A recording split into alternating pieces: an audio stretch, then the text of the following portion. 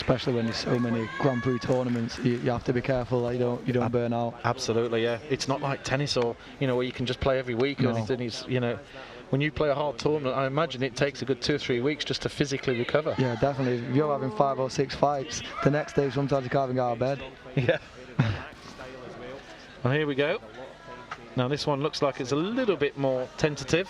They faced each other actually at the Korean Open in the semi-final, and Songkham won that one by 6-5, so it's close. Songkham took the bronze medal at the Olympic Games as well, so she's certainly no stranger to top level performance.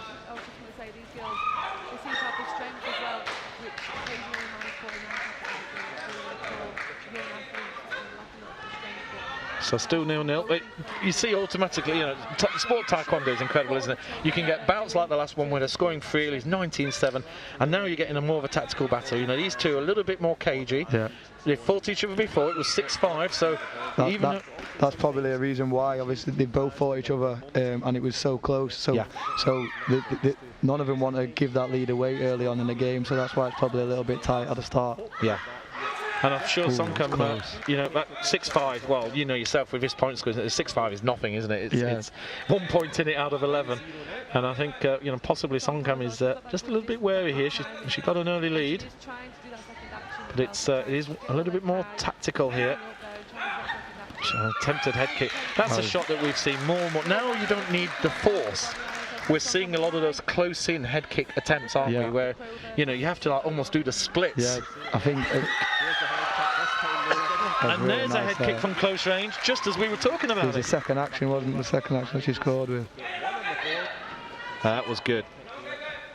But that's one of the things that's come into the sport with the close-in head kick, and even one round the back as well, when you're actually holding on to somebody. And there's a name for it, isn't there, where you kick in, a hook kick round the back. A hook kick, that's it. Damon's really good at scoring them. I've seen him score a few. Yeah. Because of course, there's an attempted one there you see from the left foot of Abakarova. That she tried the hook kick round the back. I think that the flexibility in all the girls that we've seen up to now has been ridiculous. She almost kicked herself in the head there. It is quite amazing when you see what these guys do, and especially behind the scenes as well, when they're just limbering up, and they're almost gymnasts as well as fighters. The suppleness in there is phenomenal. And that head kick from Songkham, as we said earlier when we were looking at the rules, it's okay being able to score body shots, but you need to be able to score head kicks because those 3 points are so crucial. Well, a good start there for the favourite from Thailand. She'll be happy with that little bit of work there, and the coach will be... it's nice to see that our mascots are giving us a bit of a dance. But the score after the first period, Chonatip Songkham leads 5-1.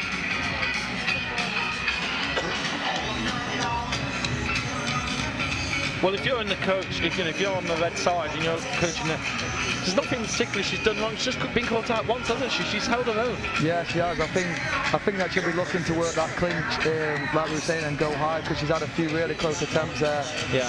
The Thailand girl was really good to keep her leg up. She blocked the first one, kept it up, persisted, and got the second one. What a replay. It was really good by the Thailand girl. And of course, that is the thing, like when you're defending, you could see that Abakarova went down, you almost bend over backwards. And then, but the girl from Thailand, Songkham, she just held her foot there, knowing that the head was going to come back up, and then went again. And that's something that Jade Jones has done particularly well in recent years, and she used it to great effect against Gomez. The 9 points in 9 seconds that everybody's talking about, 2 of those kicks were a second movement. In fact, one was a third. It totally caught Gomez out. Yeah, Jade does that really well. So back to this fight.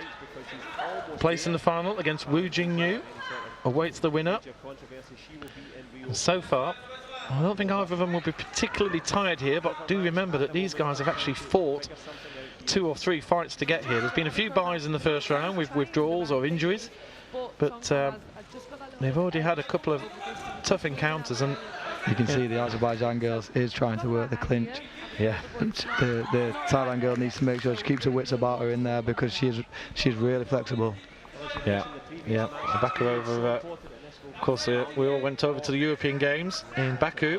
A fantastic experience that was. And Thailand certainly came away. Oh, now what's happened there? Because that was, I'd like to see a replay there. Because that, I don't know what. What do you think happened there, Jordan? It looks like she tried to block the kick and maybe just kicked her shoulder. No? Oh, well. Yeah, maybe just twisted her shoulder as she's trying to block it. I don't know, maybe she come in, like we were talking about, with an injury into the fight, and that's just aggravated it. Looks like it, because all she did was lift her arm up, but there was obviously severe pain there. Yeah. And whether she had a shoulder out earlier on or something like that, and it's still very sore, but there was no contact whatsoever. And now Bakarova, well, she got a Kyungo for going down. Jordan, if you're blue here, you're going to go straight for that shoulder, aren't you now? I think she needs to keep. She can't do anything reckless, because the Azerbaijan girls will still be ready. So I think she needs to keep her tactics the same. But yeah, if she can take advantage of that, obviously our cover won't be as good now, because she has got pain in the shoulder. Well, just getting rid of a bit of water, and in fact we need a little bit more. His moment of fame, he'll be going back home tonight, saying I was on TV to 90 odd countries tonight. But now, Bakarova, well, if he was betting on this, her odds will have just lengthened significantly after that particular incident. And she's definitely not in a happy place. She's not really defending herself properly at all there. It's a bit of a mess. And Songkham, there's one thing about Taekwondo I've noticed. You guys don't hang around when there's a chance of a kill. You get in there. Definitely. If she can pull a few points away now before, while her shoulder's clearly hurting, then that could be what makes the difference at the end of the fight. Well, having said that, Songkham is just holding off. There's another steady kick, another 1 point. I suppose the other thing you've also got to bear in mind when you get to this stage is knowing you've got a final to come in about 45 minutes time. She's also got to be thinking, well, look, let's just play for the long game. I'm going to comfortably win this. I know I'm all right. Let's just not win, why win by a massive margin? I think right now she'll be thinking about this fight. She can't really think about it. Like we was talking, a couple of headshots here, and Azerbaijan girls right back in it. So she'll be very focused on this fight now. And then after the fight, she can worry about the final. Attempted spinning kick to the body there, which of course would have been 3 points. So a little warning there for Songkham in blue from Thailand. But with 1 period to go, she leads by 8 points to 1.